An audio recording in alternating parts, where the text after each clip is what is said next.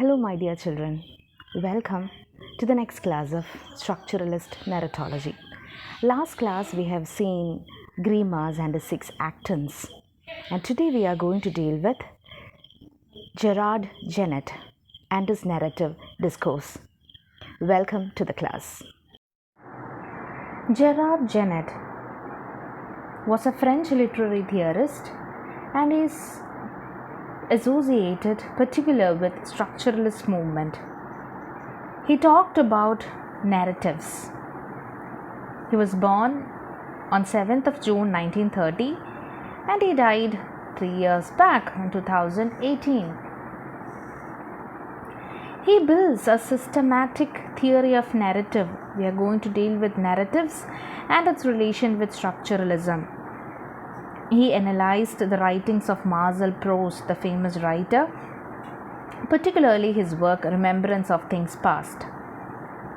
The author here identifies constituents of narrative. What are the constituents of narrative? What did the structuralists do? They were also Shaw was also finding out the different constituent elements of language. A word which can be divided into signifier and signified. That is the combination of a sign, signifier and signified. Remember? Same way, Gerard Genet was also identifying the constituents of narrative. And Jonathan Culler says that every reader of Genet, his work, will find that he becomes a more acute and perceptive analyst of fiction than before. We will be getting new way of looking at fictions or whatever the discourses that comes in our way. That is what we will be doing later after we analyzed narratology or narratives. Gerard Genet's work on narrative discourse. We are going to study about his narrative discourse, the way he is analyzing different constituents of narrative. His contribution includes study of narrative voice, levels of narration and paratext. What do you mean by a discourse? It can be said that it is the lengthy exposition of some subject, particularly any serious subject, where knowledge is shared. And that lengthy exposition would be written form or spoken form, and you will be getting deep meanings from it, and the meaning would be context based. Any lengthy exposition of some serious subject which is in a written or spoken way. And in his narrative discourse, or in his narrative theory, he identifies three levels of narrative: history, recite and narrating. And what do you mean by history? The first level of narrative, history, that is the set of real actions or events that happened in the story, the major actions that are happening in the story, major actions or major events. You can pick that particular action or event in a story. Then, and you can be said that history or story, the first level, in that the story is what we understand. This real action, we perceive it. Real action, we understand. Okay. And it is the larger set of narrated events arranged in chronological order, no matter how they are presented in the text. When we move on to recite, the next level of narrative, it is the telling of the story either in oral or written form. So we generally look into the book as such. So if we can say that it is the telling of the story, it is the text we have in front of us. It is the text that we have in front of us. Text is that organization of the events which is in the written form for the purpose of storytelling. It is that text we actually read or listen to. Inside the book, we have the text. Inside a novel, a paperback or hardcover, we got the real text where we are going to analyze the text. We are going to decipher the text, right? That is the second level, recite or narrative, which is the telling of the story. And third one is the narrating. Third level is the narrating. That is the larger process. It is the act of producing the text itself. A narrator would be there to give out the details. When we read a work, we'll be having a fictional narrator, or it can be the real author. If it is the first person, we can say it is the real author, or it can be a fictional narrator who is doing the act of producing the text, who is actually producing the events in the text, who is actually enunciating the events in the text. Okay, that is the narration, the third level, narrating. So the three levels of narrative, first one is history, that is the real actions or events, or the second one is the recite, which is the telling of the story, or the text as such in front of us, the words in front of us, the real text in front of us. And the narrating, the larger process of recounting, and it is the act of producing the text. It is by a fictional narrator inside it. And you have to note that history or the larger content or the real actions we perceive, we understand it, that can be called as signified. The concept we get or the actions or events we perceive from the text, you can call that as signified as per Janet. And the recite or narrating, recite and narrating, recite in the form of original text in front of us. Inside the paperback or hardcover, we have the original text with us. That is signifier, which because it represents, it is a signifier itself. It's a sign and it's a signifier itself. And the narrating, that is the process of producing the text by a fictional narrator, that is also a signifier. Through recite and narrating, we get actual history, we get the signified.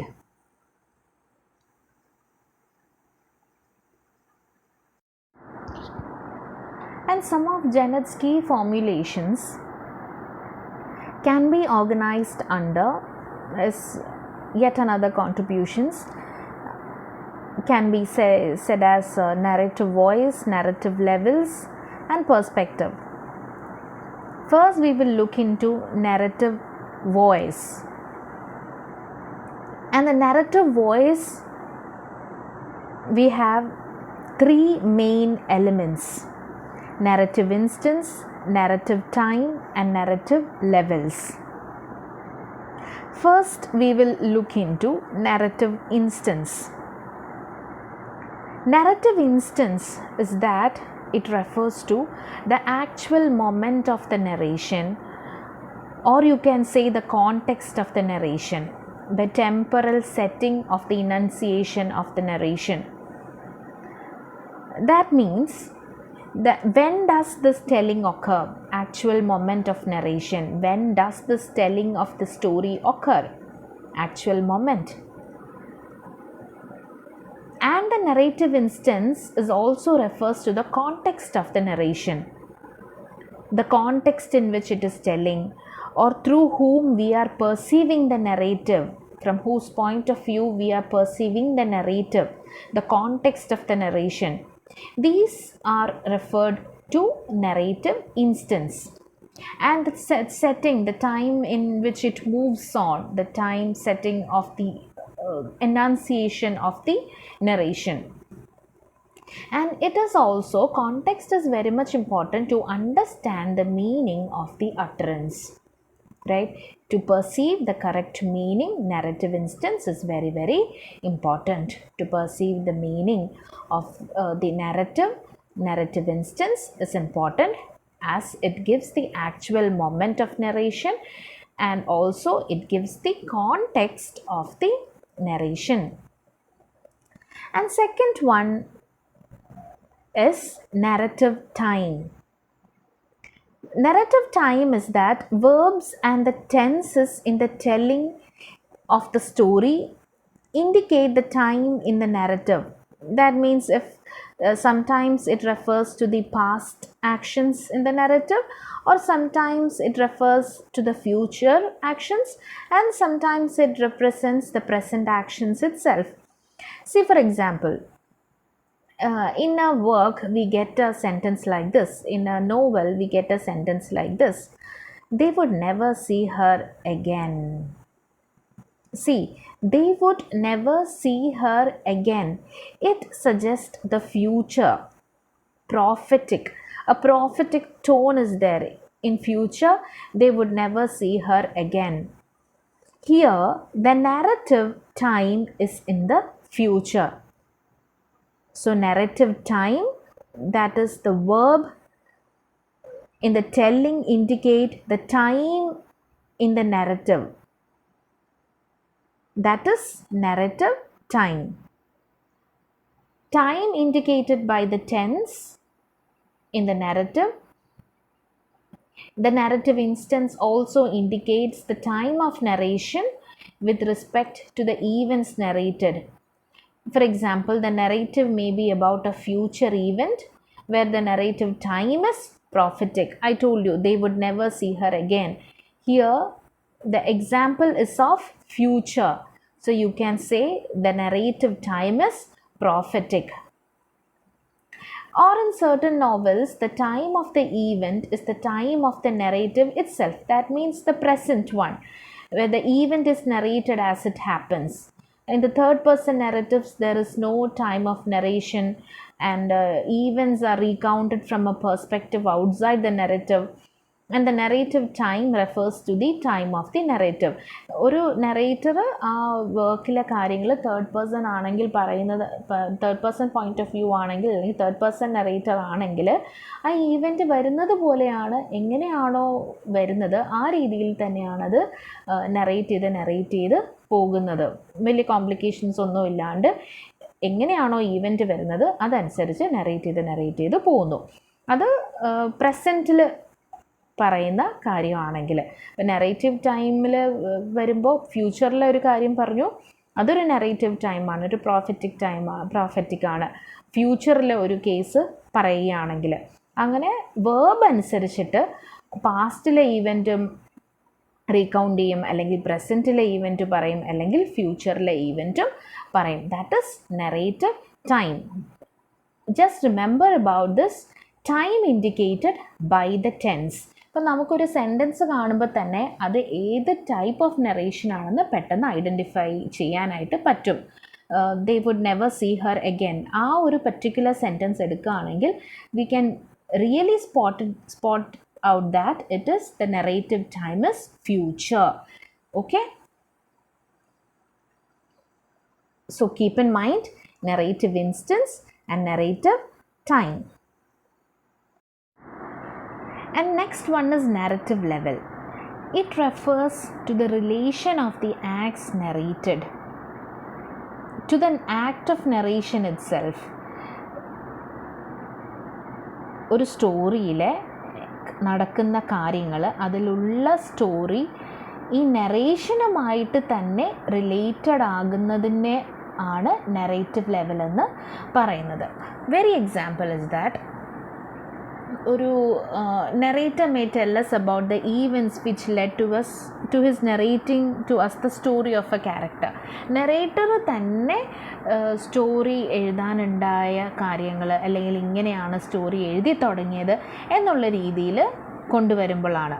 For example, dear reader, when I was in Paris, I met this young man. We became friends, and then he suffered a terrible tragedy.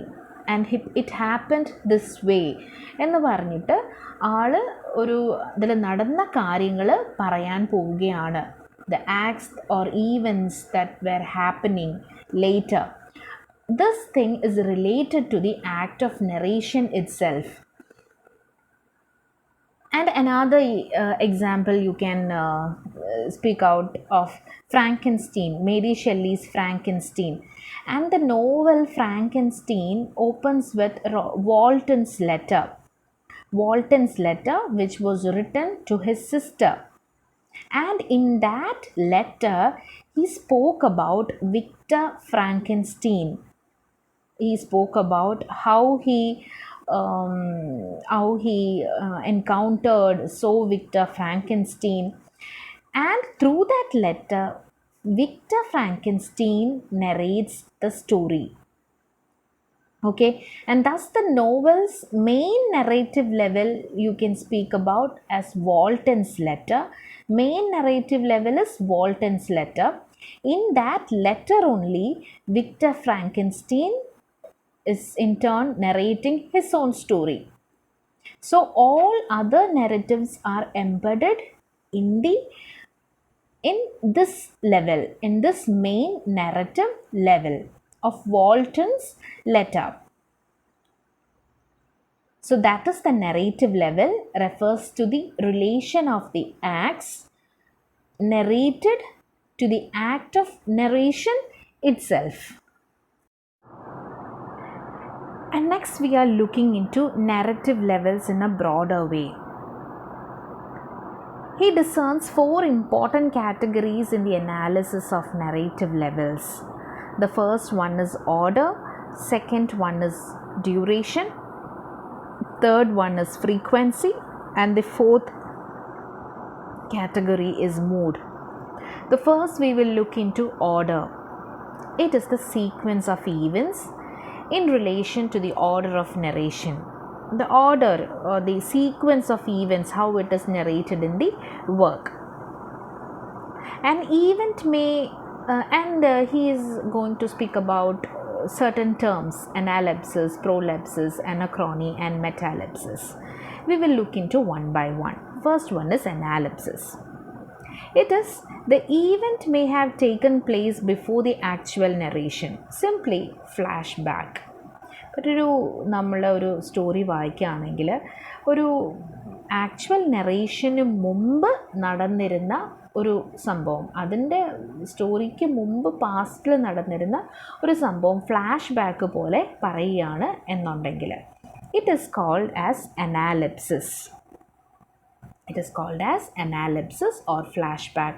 An event may have taken place before the actual narration. And next one is prolepsis. That is, it is anticipated or it is predicted in the narrative. Flash forward is another term.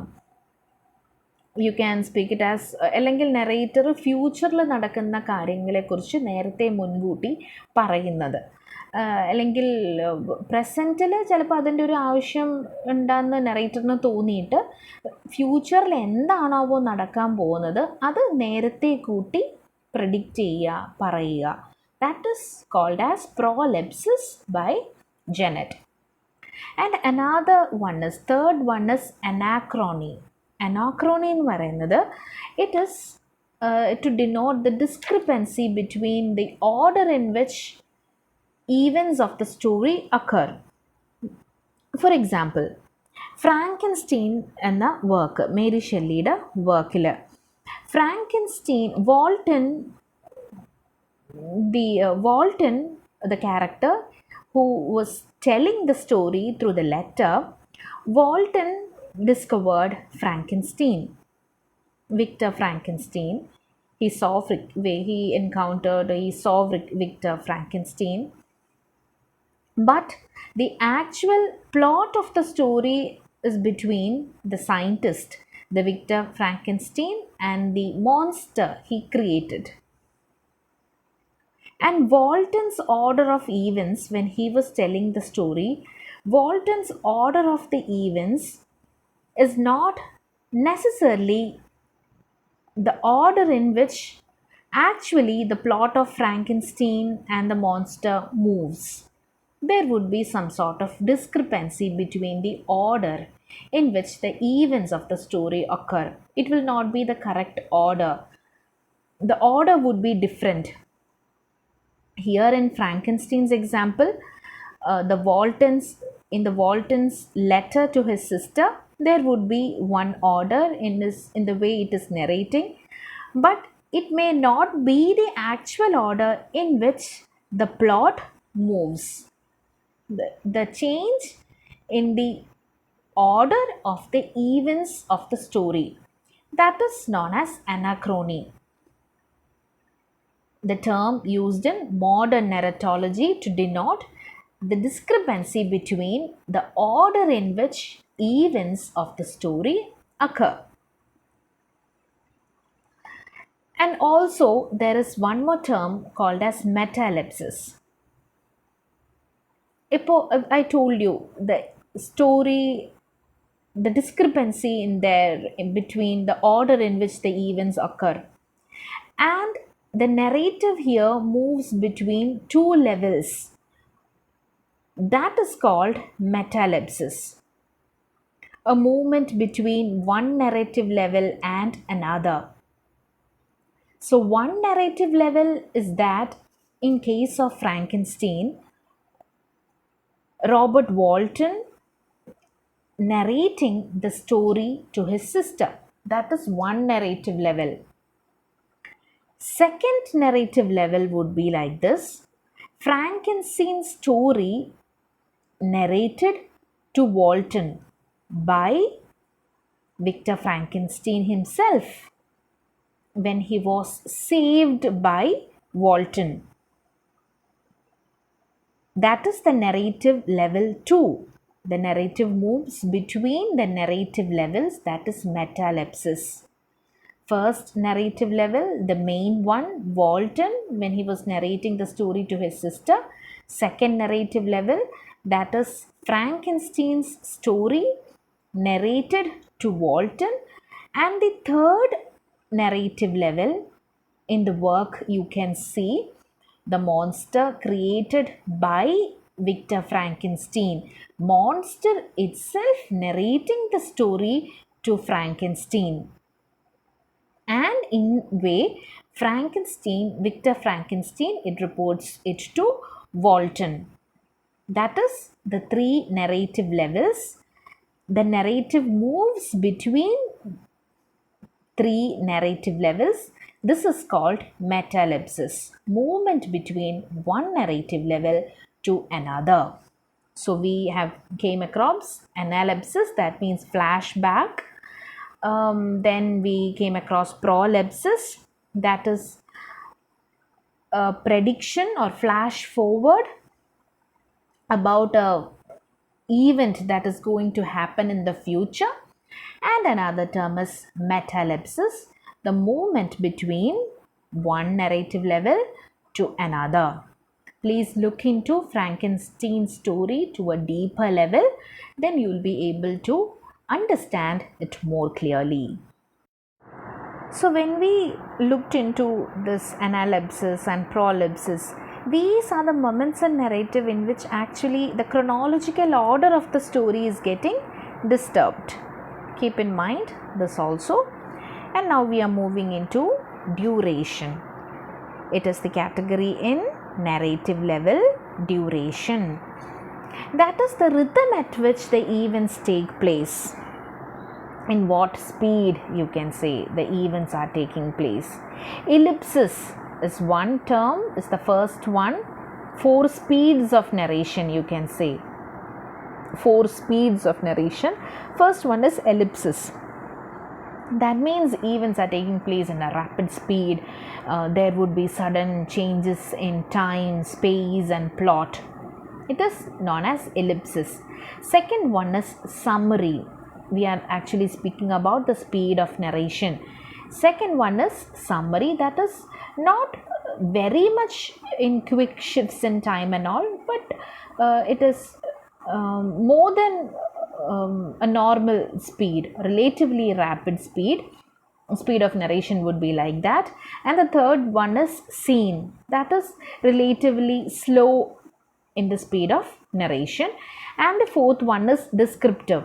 that there is no specific progress in the story when speaking about anything. For example, when the author is giving the description of some place where no plot movement is not happening, where the author is just describing about a place in the narrative.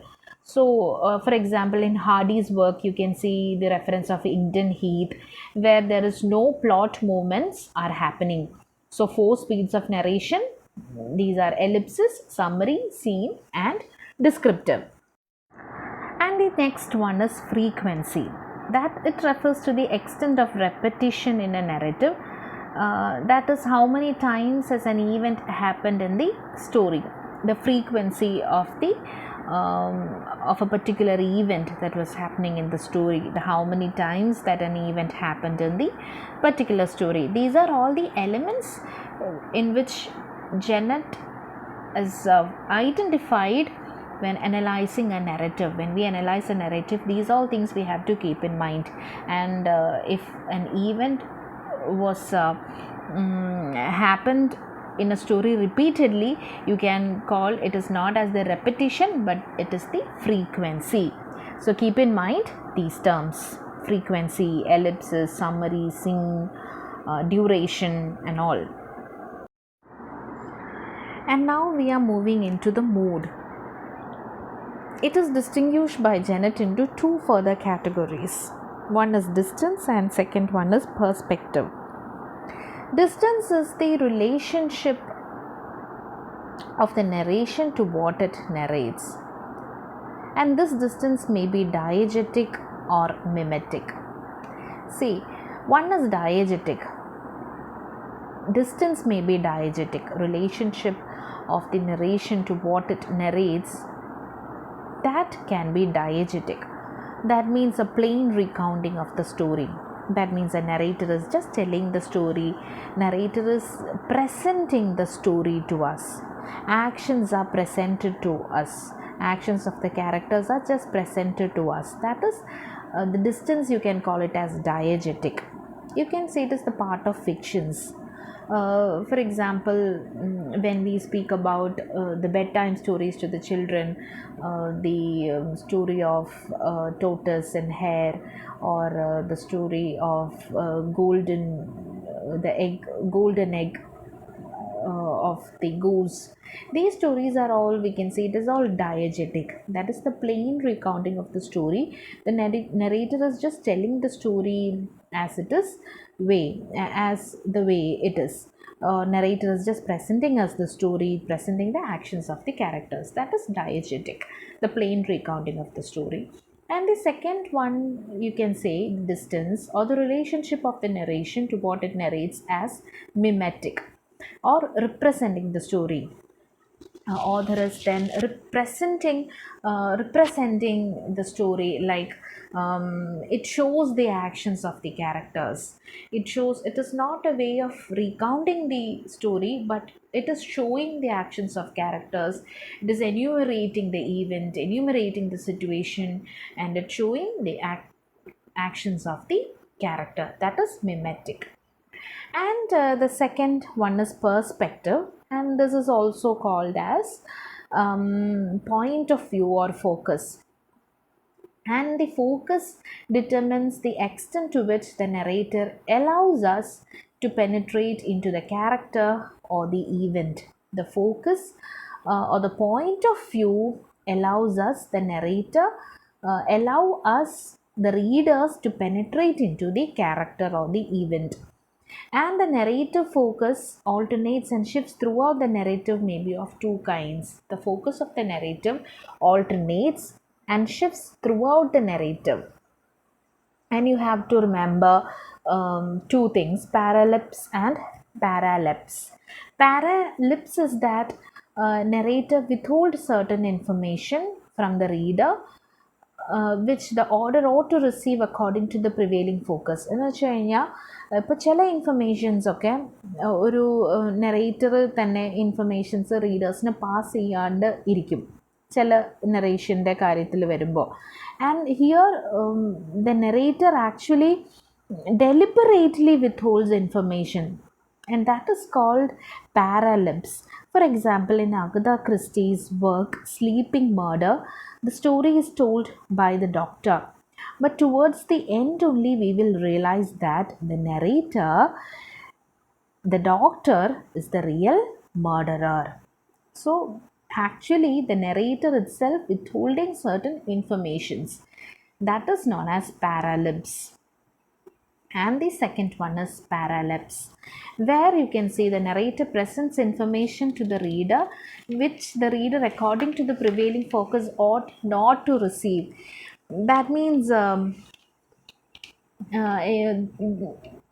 narrator is giving certain informations to the reader that the reader does not need to know at that particular stage.